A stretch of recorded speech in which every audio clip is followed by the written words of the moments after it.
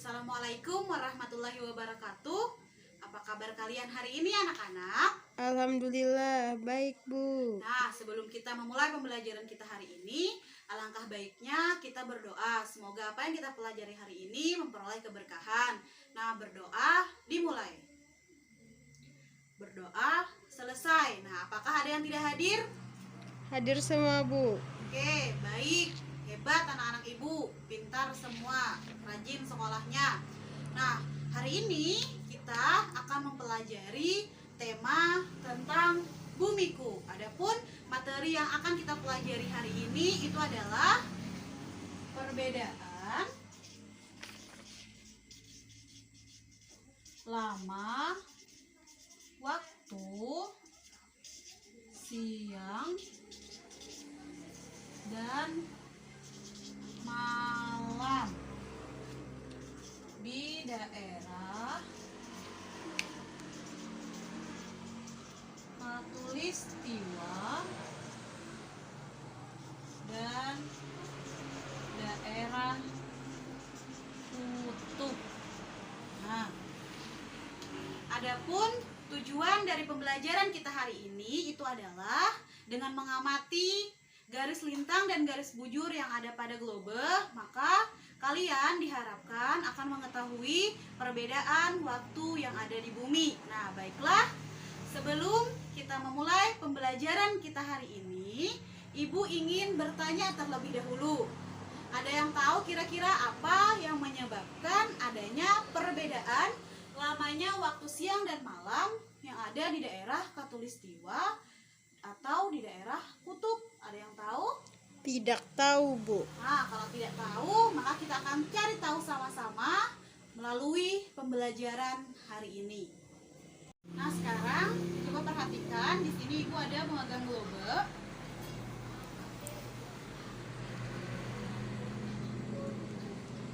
Nah, di globe ini kan ada bagian bumi, bagian utara, di bagian selatan, timur, dan barat. Nah, periode terjadinya siang dan malam, lamanya waktu siang dan malam itu ada 3 periode. Yang pertama itu adalah dimulai dari tanggal 21 Maret hingga 21 September. Nah, ini bagian kutub utara.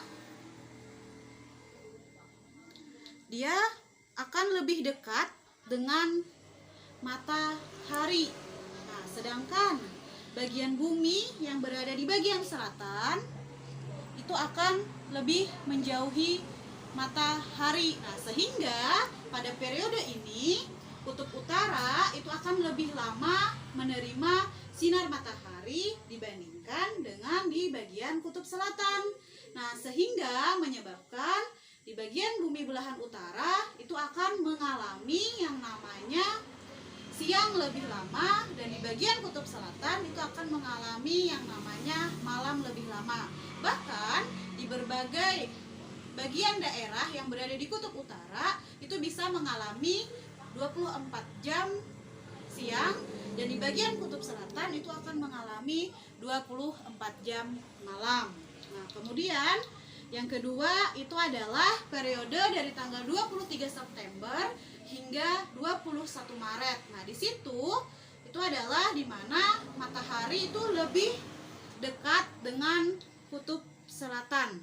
Nah, jadi di sini kebalikannya dari yang tadi. Nah, di periode ini di antara tanggal 23 September hingga 21 Maret, cahaya matahari itu lebih dekat atau mendekati kutub selatan.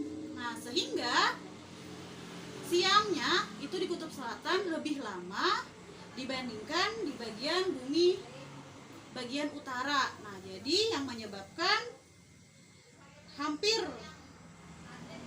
bagian bumi kutub selatan itu mengalami siang 24 jam, dan bagian bumi di bagian utara itu akan mengalami malam selama 24 jam. Sedangkan orang yang berada di daerah Khatulistiwa, baik pada tanggal 21 Maret hingga 23 September atau 23 September sampai 21 Maret, itu tetap saja 12 jamnya itu malam dan 12 jamnya itu siang. Nah, sedangkan untuk periode yang ketiga itu adalah tanggal 21 Maret hingga 23 Desember, di mana matahari itu jaraknya sama antara kutub utara dengan kutub selatan, sehingga belahan bumi utara dan belahan bumi selatan itu akan menerima sinar matahari yang sama. Sedangkan bagi daerah yang berada di daerah kutub itu akan cahaya matahari itu tepat berada di atas kepala, dan itu juga tidak mempengaruhi siang dan malam daerah-daerah yang berada di bagian khatulistiwa. Nah, itu tadi adalah proses terjadinya atau lamanya perbedaan siang dan malam di berbagai daerah kutub dan daerah khatulistiwa. Nah, peristiwa ini tadi itu disebabkan yang namanya adalah revolusi bumi. Revolusi bumi itu adalah perputaran bumi terhadap matahari. Nah, perputaran bumi terhadap matahari itu disebut revolusi.